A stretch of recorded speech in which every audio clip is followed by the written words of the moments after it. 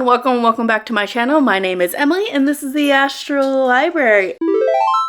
And I'm coming at you with another monthly wrap up. This time we're actually combining the month of October and the month of November, just because I didn't read a lot in October, but I read a lot in November. So I thought let's just combine the two, catch you up on what I've been reading, because if we were to look at like the books I own that I read this month, it seems short. But somehow your girl read 15 books in the last 2 months, and I honestly could not tell you how I did it, because I felt like I had no time.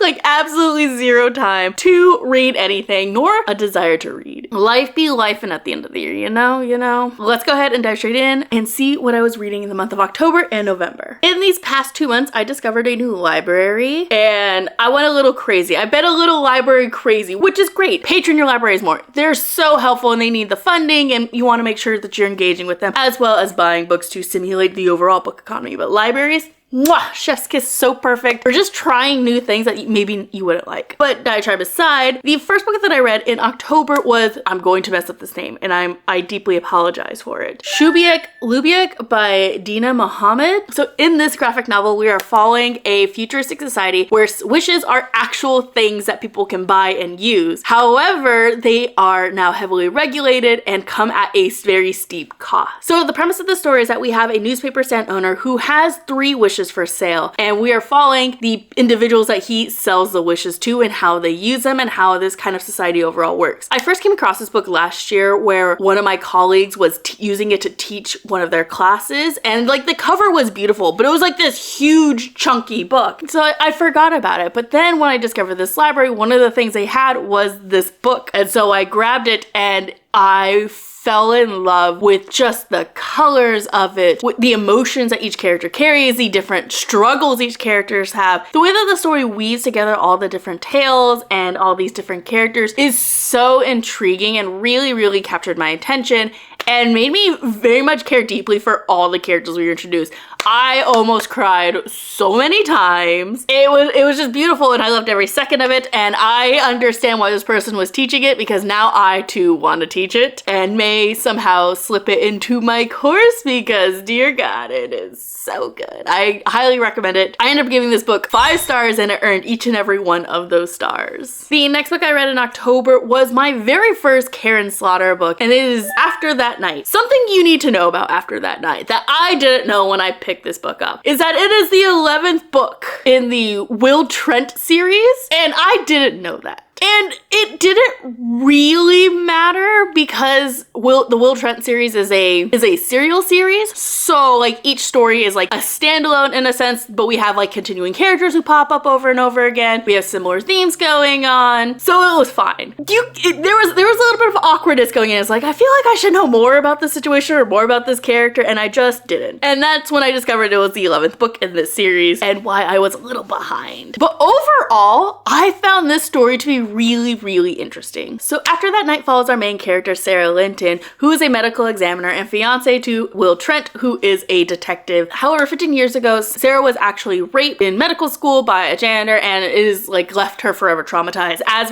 one does. However, Sarah has been able to remake her life and move past her pain from that night. However, one night when Sarah was still working in a hospital, a girl is rushed into the ER, and before she dies, she whispers to Sarah that she was violently raped. And as Sarah starts looking deeper and deeper into this case to try to figure out what is going on, she finds out that this may have connections to her own past and that night 15 years ago. I really enjoyed the premise of this story. I think Karen Slaughter is a masterful thriller teller. Like, I was gripping the book, like what's gonna happen. I really like the characters. I didn't love the ending, and I can't tell you why without spoiling it. So if you don't want to know, and if you want to read this book, skip until the spoiler tag is gone. So the big red text on screen right now, you're gonna come back when it's gone. I'll put a little timestamp in here as well. Okay, cool, you're gone? Excellent. So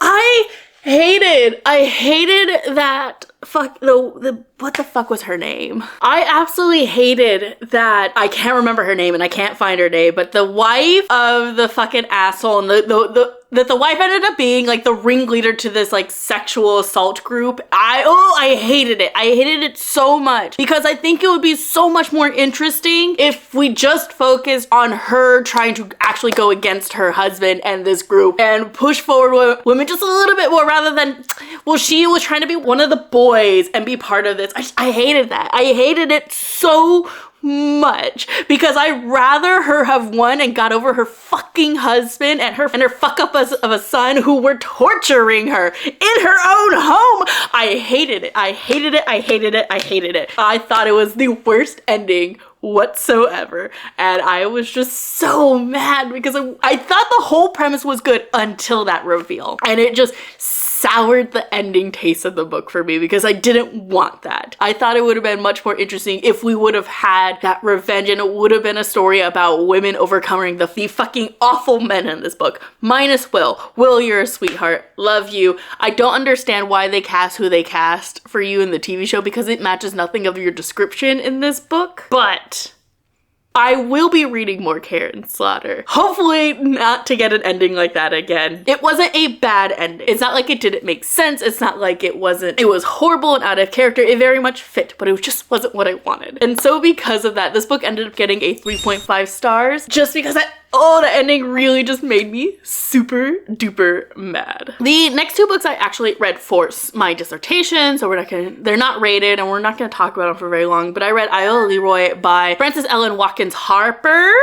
Long name. A cast of mixed characters set post-antebellum United States, and particularly we're following Iola Leroy and her family as Iola Leroy, who is born half white, half black, suddenly finds herself thrown into slavery after her father dies, and she is told that she is in fact black because of the one drop rule, despite her appearance making her look majorly white. This was a really fascinating book because we're following not only Iola's journey, but also following several other characters from her family, as well as characters that like are in love with her or like have been attached to their family in some way. And so it's a very interesting look at not only race, but also the ways in which people conceptualize race. And then the next one I read for my dissertation was Of One Blood by Holleen Hopkins. Too close of names for this. Trying to keep these stories separated by their authors was hard, but I did it. Of One Blood is more of a sci-fi speculative fic dealing around race. We're following our main character, Ruel Briggs, who is a medical student. One night, Ruel is dragged out by his friends to go to a performance that he's not too keen on going, but as he's there, he runs into the beautiful and mysterious Diane Lusk, and his life gets turned around. This was a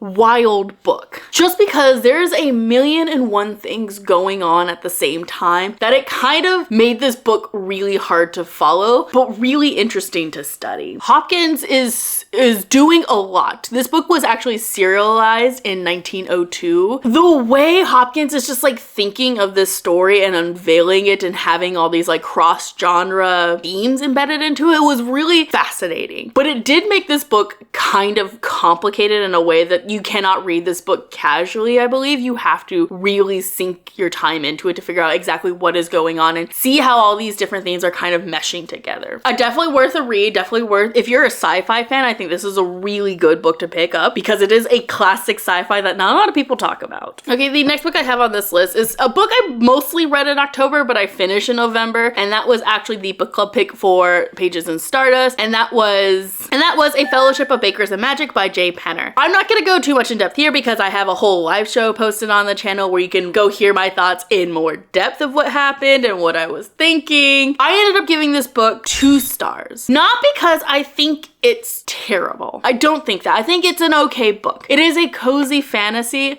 which is just not a genre for me. I like a little bit more drama. I like a little bit more action and angst. And while there was some of that in this, I felt that I loved the side characters so much more than the actual plot or the main character. In fact, I kind of find the main character to be insufferable. And I felt that the romance in this book could have been handled a little bit better. I think I would have liked to have seen them interact more for me to like believe in this romance and to root for it as much as the book was trying to get me to root for it. I think if you love cozy fantasy and you love just kind of like a chill vibe, definitely pick up this book. I think it was sweet. I think it was fun for what it was. I think it's a great vibe for this time of year, you know, Christmas, winter, cozy, all of those things. I think it's perfect, but I just don't think it is perfect for me as a reader and what I tend to enjoy. Oh my god, next we could talk about a book I actually own. The book I read after that was The Starless Sea by Erin Morgenstern. I also have a reading vlog where I go through all my thoughts of this book. Go check it out. I had a lot of fun. But as a quick little summary, we'll try to do a quick little summary. There's a lot in this book. So The Starless Sea follows our main character, Zachary, who is a grad student. And one day while he's in the library just looking for some books to read, he comes across a book called Sweet Sorrows. And when he goes to check it out, he finds that there's no actual record for this book and no one really knows what it's about. But as he begins to read this book, in the story is a memory from his own childhood. And as it would, it freaks him out. And the more he tries to figure out where this book came from, who wrote this book, why is he in it, he ends up discovering a secret order, a hidden library, and of course, a secret society that will do anything to keep what is hidden safe. That is all I can give you because this book is very complicated in that there's stories within stories that are overlaid with each other that are all important to the overall plot of what is going on. And as Zachary starts diving deeper into the mystery, he ends up running into different companions that all have their own parts to play in this story that is unfolding, not only with secret sorrows, but also with this concept of the Starless Sea. Very good book. I am a huge Erin Morgenstern fan, which is funny if you know me because I'm not a like vibe book, but like The Night Circus is one of my favorite books ever. But it is like almost strictly vibes, not a lot of story. The Starless Sea is vibes plus story. If you didn't love the unstructuredness of The Night Circus, you might still enjoy The Starless Sea because it has that structure that The Night Circus was missing, while also having Erin Morgenstern's beautiful writing and having that like, and her skill of really creating this atmospheric experience while reading it. I ended up giving it 4 stars. It was a thrill to read start to finish. I will say, this is a book you cannot read casually, nor that you can read tired, because there's too much going on and you will get lost very, very fast. I took my time reading this. I was supposed to read it in a week and I think it took me 3 weeks. And honestly, that was for the best because there's just so many moving pieces and so many complexities and twists that if you're not taking your time and you're trying to blow through this is going to seem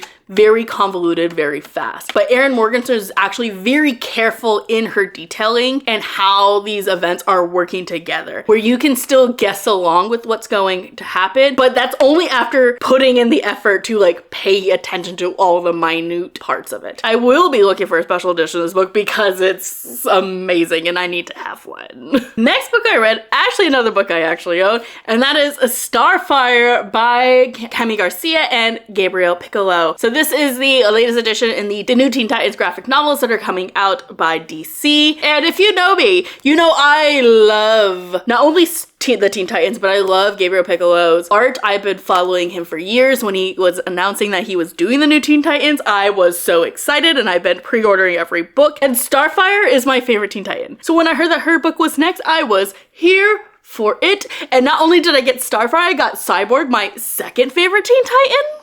Please. I was super duper excited for this and of course I loved it. It was amazing. It was fun. I really like that what they did with Starfire's character because in the original Teen Titans, she's, you know, an alien. In this series, each of the Titans are just normal teenagers and Starfire is no exception. She is a normal teenager who happens to have superpowers. But more than that, we get some chronic pain representation because Starfire has a condition that actually leaves her in chronic pain. And so she has to deal with that and she is very open and talks about it and it's integral to her character. And I thought that was amazing representation. And we have Cyborg also included in this, who is a character that canonically uses technology as prosthetics throughout his body. And the fact that they are both in this book and they have a friendship and they're the first friends before they meet the Titans is amazing. And then we also get Blackfire in here, who's still a badass, still fun. And I like her interactions with Starfire. Great, loved it. It was so good. And the next one is called Teen Titans All Together because the teams all together.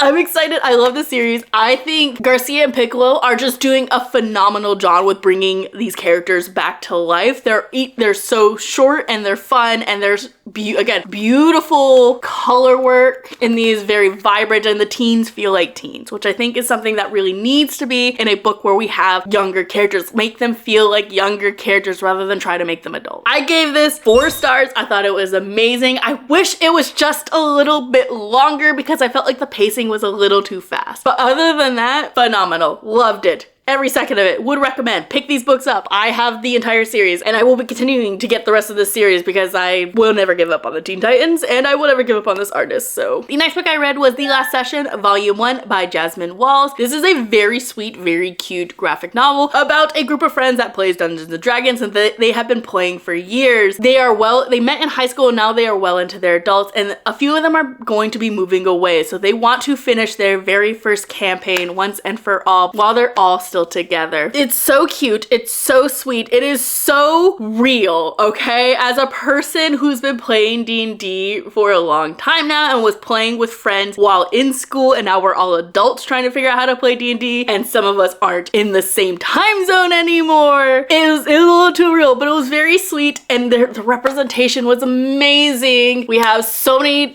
like sexualities and identities represented on the page, different types of relationships on the page, and it was so sweet, and the art was so cute. I loved it. I loved it. I loved it. I want there to be so much more. It said volume 1. I'm hoping there's a volume 2. I don't think it's out yet, but I will be the first in line to get it. If you're a D&D fan, pick this book up. It's so sweet. It's so much fun, and again, it just really embodies like what it's like to be playing D&D with your friends. I ended up giving that 5 stars. Again, earned every one of those stars and is quickly becoming a new favorite, and definitely I think the best graphic novel I read this year. On the completely opposite side of the spectrum, the next book I read was actually an audiobook, and it was The Only One Left by Riley Sager. I've never read a Riley Sager book before in my life, but I've heard mixed things about him. Olivia Reads a Latte loves Riley Sager. She's constantly just praising him. Other people I've heard, not so much. Either you really like him or you really don't. That's all I've heard. He's polarizing. And I have been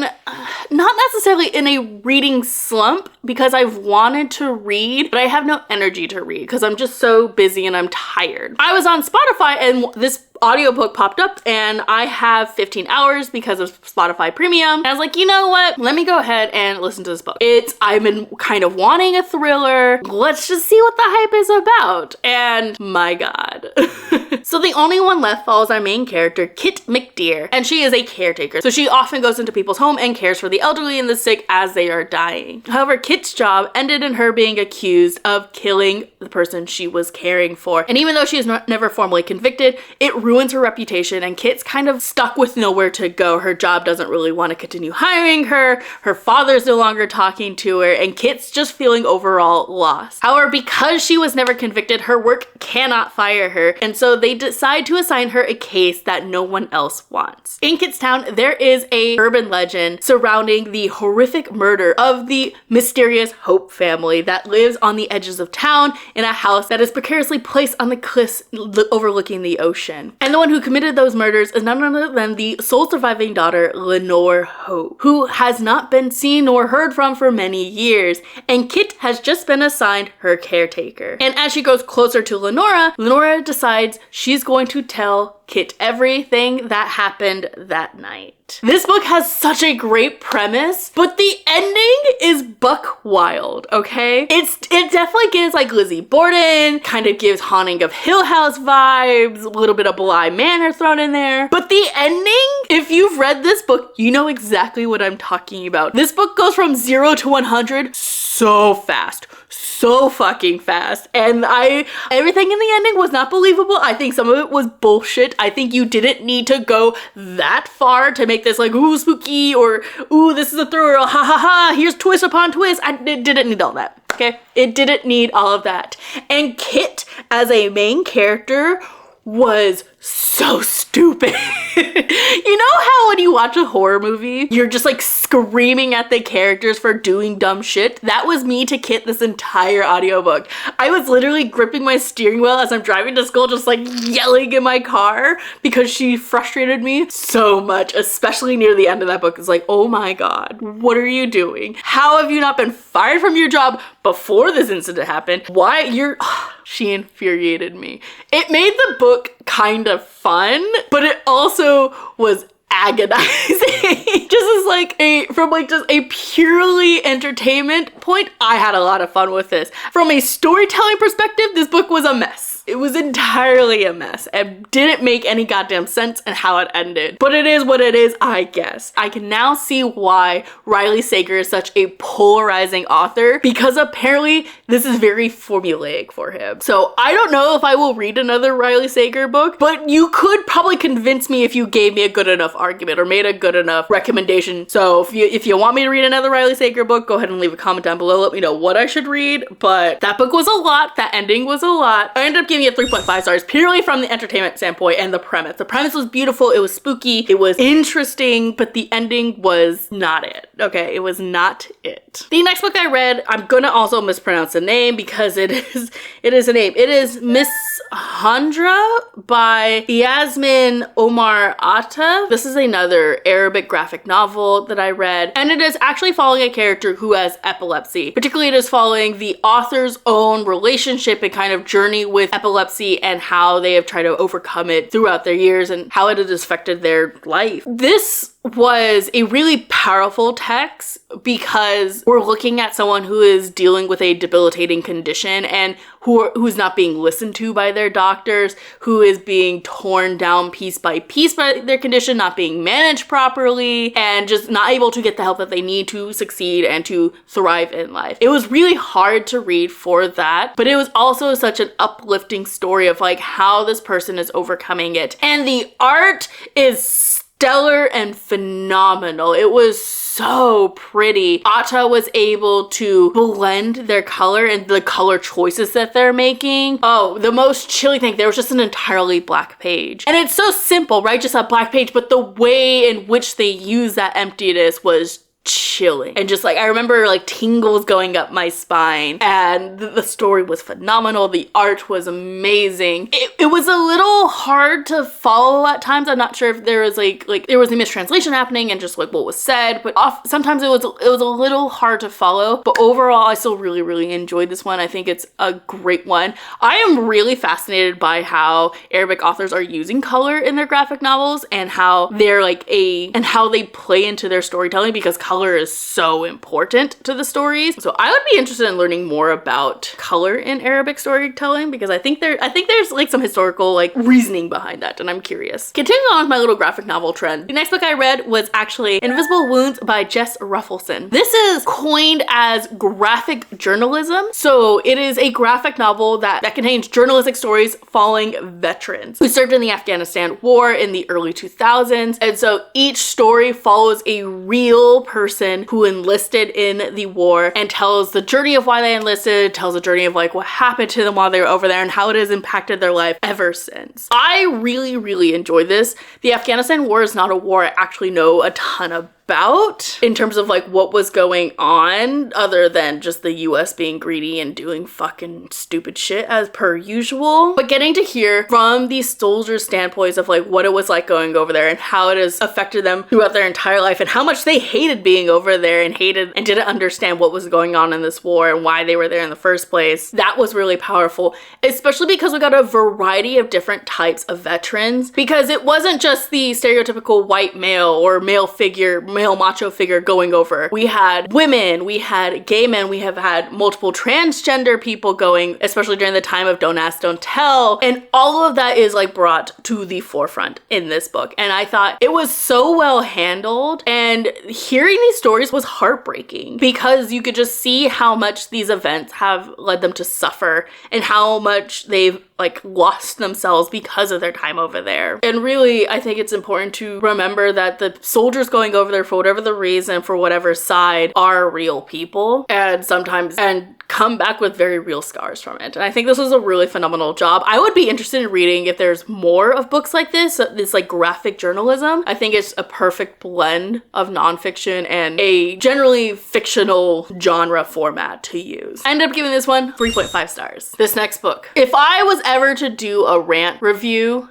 this would be the book I'd do it for, because I hated this book. I was screaming while listening to this book because I listened to the audiobook, and thankfully I listened to it on Spotify, so I didn't pay anything, but my God, was I ready to crash my car so I didn't have to listen to this anymore. And that was The Boyfriend by Frida McFadden. Oh my God.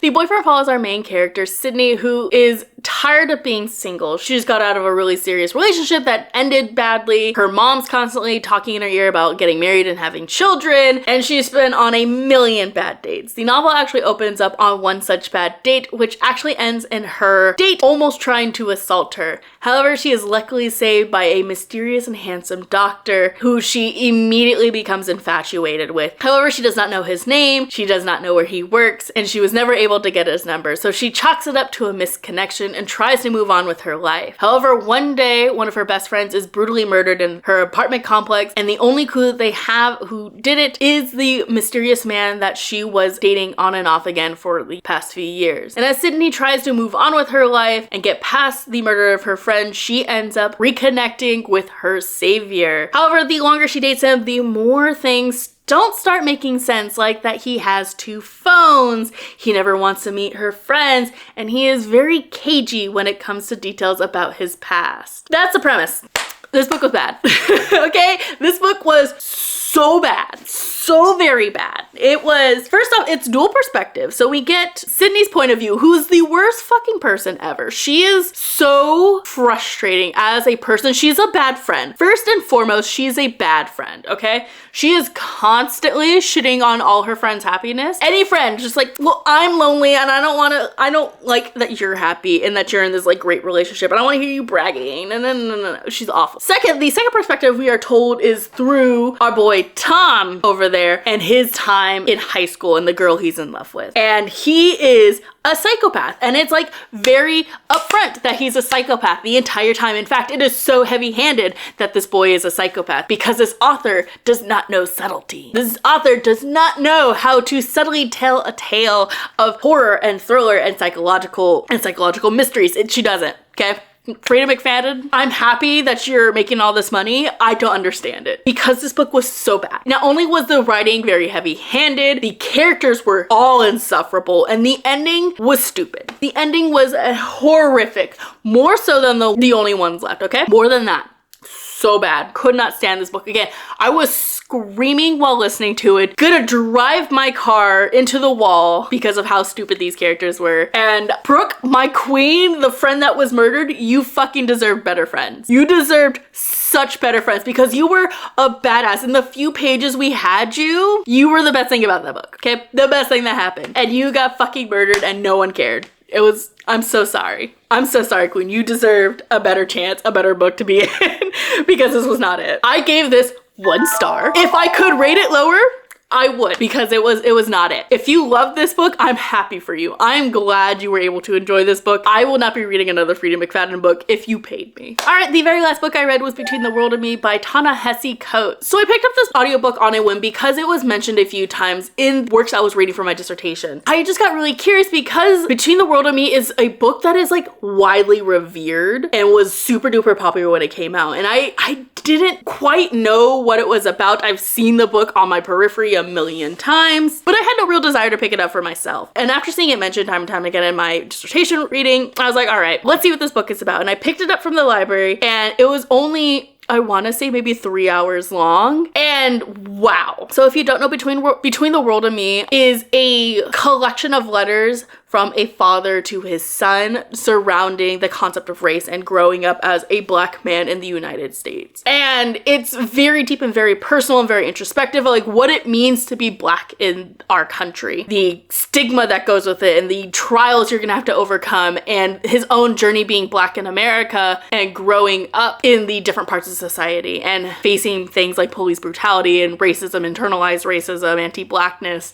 and all the fun things that happens when you're Black and being in the Black experience. I don't think I could properly explain to you everything he says. It is just a book you have to read yourself, and it is not a long book and it is not a long audiobook, and I definitely think everyone should read it because it is very real and very visceral in how Coates is talking about Blackness and how he is trying to convey that to his son, who is not yet old enough to understand everything that's going on. It's telling from his early ages of understanding race and what it means to be Black, to him in college, to seeing his friends be killed by the police, to seeing his son realize what is happening in this country and how Black men and women have been terrorized for eons because of racism. It was a phenomenal book. It was a powerful book, and I definitely understand why this was so revered as it was and why it was popping up in my dissertation reading. That's all I could say about it, because there's no words I could give you that would correctly convey how powerful this book is. It is just something you need to experience yourself, and I highly recommend that you do, either if you read it or if you listen to it. I think both ways will really kind of like give you an insight of what the Black experience is realistically, but also just how you have to find hope within this very fucked up system that we live in. All right, but that was every book I read in October and November. Again, I don't know how I got as many books done as I did because your girl was busy. She was tired. She is still tired, but I got some good reading done. I think I read a lot of different types of books. This was definitely a like experimentation and trial. Like I was listening to more audiobooks than I normally do. I was reading different types of graphic novels than I normally pick up. And I feel like I really diversified just the genre and types of books I was reading. And I think that was a lot of fun, even if not everything I read I love. But that's it for me. I hope you enjoyed this video. If you read any of these books, leave a comment down below. Let me know what you read. Let me know what was your favorite book that you read this month, that you read last month, that you're excited to read next month. I love to hear these things, and I will see you guys in the next video. Bye!